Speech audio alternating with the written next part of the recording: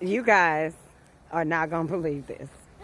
You would not believe what just happened to me. So I'm out walking my dog with my two youngest children. And yesterday, my mother-in-law tried to pop up over my house without calling, even though we have asked her multiple times to respect that boundary. So since she won't respect it, we kind of enforced it and ignored the door. So she was kicking and screaming at the door, and we're homeschooling 4 kids, and both of us work from home. So I didn't answer, right? Neighbors called the police on her, and they escorted her out of our community. Yeah. Later on yesterday, she texts my husband such a nasty message, and I mean nasty. And I'm wondering, like, why didn't she just text me? Because she knew I was home.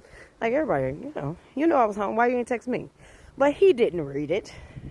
You know who read it? Me. So Karen is like really, really peed off that he doesn't respect her.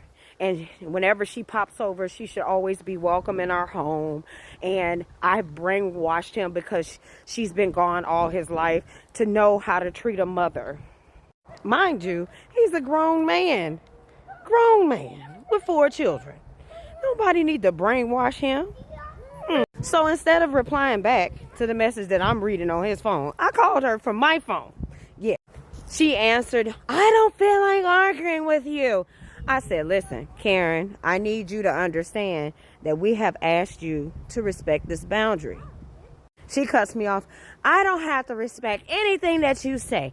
I'm his mother, and he needs to understand that when I want to come see my grandkids, I need to come see my grandkids." Mama? Granted, they're at school. Mama, so I don't know what you expect to do. So I said, "Karen, listen, it is super easy for us to respect one another. I've asked you, my husband has asked you, to make sure that you at least text or call to see if it's okay to come over. It is not a big problem. You know, we do that to anybody that when we come visit. You know, that's not something that's not normal." "Well, it's unusual for me because all of my kids," and I said, "Karen, all of your kids are scared to tell you no. But I'm not scared to tell you no.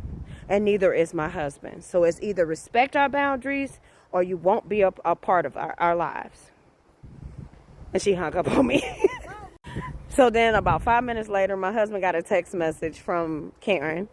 And she said, "Good riddance. I don't need you a part of my life." Now, I'm just like, leave it alone. You know, my husband, he's not going to respond to any drama. So I said about 2 hours later, my sister-in-law calls me.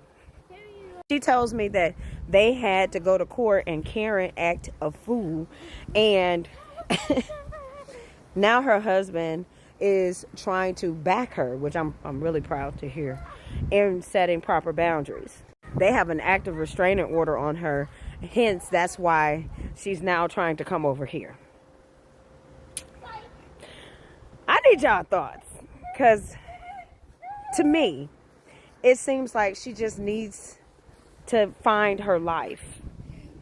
You know, she needs somebody to make her smile. Now, if you are a mother-in-law or a father-in-law, let me know your thoughts. Because Karen is single. She doesn't have a husband. And she seems to be imparting on a lot of her children's marital lives. I just want to know y'all feedback because this is not normal behavior. And I never had to deal with a mother-in-law. So I don't know what I'm really dealing with. But I want to know y'all thoughts.